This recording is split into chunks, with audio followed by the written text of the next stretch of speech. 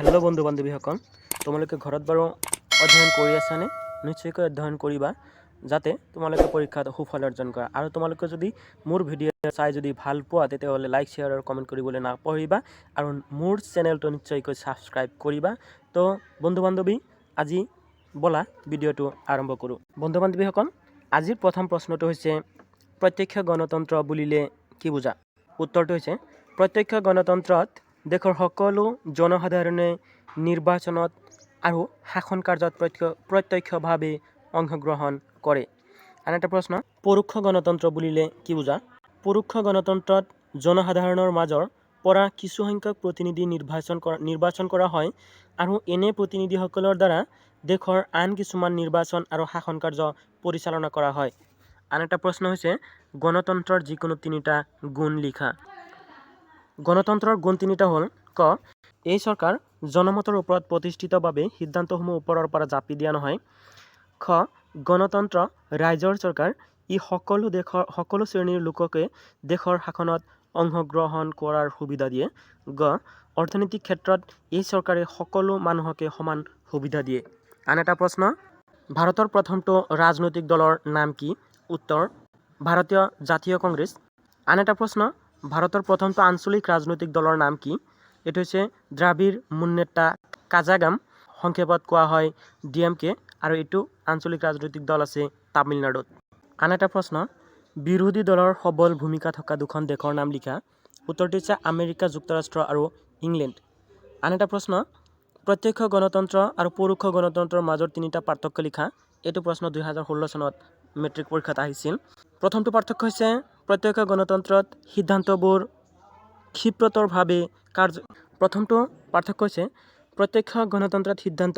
ক্ষীপ্ৰ গতিত লৈ কাৰ্যকৰী কৰিব পাৰে, কিন্তু পৰোক্ষ গণতন্ত্ৰত সিদ্ধান্তবোৰ ক্ষীপ্ৰ গতিত আগবঢ়াই কাৰ্যপন্থা ল'ব নোৱাৰে।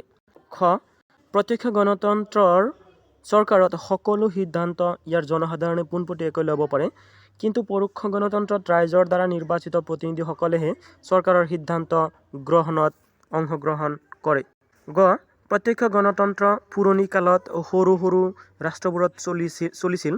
ইয়াত জনসাধাৰণে পোনপটীয়াকৈ শাসন কাৰ্যত অংশগ্ৰহণ কৰে, কিন্তু পৰোক্ষ গণতন্ত্ৰ বৰ্তমানৰ বৃহৎ ৰাষ্ট্ৰবোৰত প্ৰচলিত হৈ আছে। ইয়াত জনসাধাৰণৰ প্ৰতিনিধিৰ দ্বাৰাহে শাসন কাৰ্য পৰিচালিত হয়। আন এটা প্ৰশ্ন, একদলীয় আৰু বহুদলীয় চৰকাৰৰ মাজৰ তিনিটা পাৰ্থক্য লিখা। প্ৰথমতে, একদলীয় চৰকাৰ ব্যৱস্থাত জনসাধাৰণৰ মাজত কোনো বিকল্প ৰাজনীতিৰ সুবিধা নাথাকে, কিন্তু বহুদলীয় চৰকাৰ ব্যৱস্থাত জনসাধাৰণে বিকল্প ৰাজনীতিৰ সুবিধা পায়।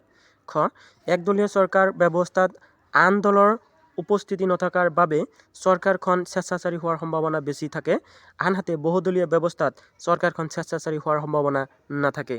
একদলীয় চৰকাৰ ব্যৱস্থাত কোনো বিৰোধী দল নাথাকে, কিন্তু বহুদলীয় ব্যৱস্থাত বিৰোধী দল থাকে বাবে চৰকাৰৰ সকলো কাম জনহিতকৰ হয়।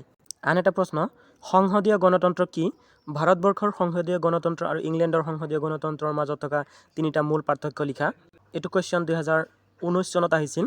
সংসদীয় গণতন্ত্ৰ হ'ল এবিধ শাসন ব্যৱস্থা য'ত জনপ্ৰতিনিধিৰ দ্বাৰা গঠিত এটা সন্থাৰ ওচৰত শাসনৰ সৰ্বোচ্চ ক্ষমতা অৰ্পণ কৰা হয়। ভাৰতবৰ্ষ আৰু ইংলেণ্ডৰ সংসদীয় গণতন্ত্ৰৰ পাৰ্থক্যবোৰ তলত উল্লেখ কৰা হ'ল। ক, ভাৰতবৰ্ষৰ সংসদৰ উচ্চ সদন ৰাজ্যসভাৰ গঠন আৰু ইংলেণ্ডৰ উচ্চ সদন হাউচ অৱ লৰ্ডছতকৈ বহু পৃথক। খ, ভাৰতবৰ্ষৰ সংসদীয় গণতন্ত্ৰ প্ৰধানতঃ এখন গণৰাজ্য, কিন্তু ইংলেণ্ডৰ সংসদীয় গণতন্ত্ৰ গণৰাজ্য নহয়। গ, ইংলেণ্ডৰ সংসদীয় গণতন্ত্ৰত সংসদখন অতি শক্তিশালী, আনহাতে ভাৰতবৰ্ষৰ সংসদীয় গণতন্ত্ৰত সংসদখন ইমান শক্তিশালী নহয়। তো বন্ধুসকল, আজিৰ ভিডিঅ'টো ইমানেই। ভাল লাগিলে শ্বেয়াৰ, কমেণ্ট আৰু লাইক কৰিবলৈ নাপাহৰিবা। মোৰ চেনেলটো নিশ্চয়কৈ ছাবস্ক্ৰাইব কৰিছা। ধন্যবাদ। আজিলৈ সামৰিছোঁ।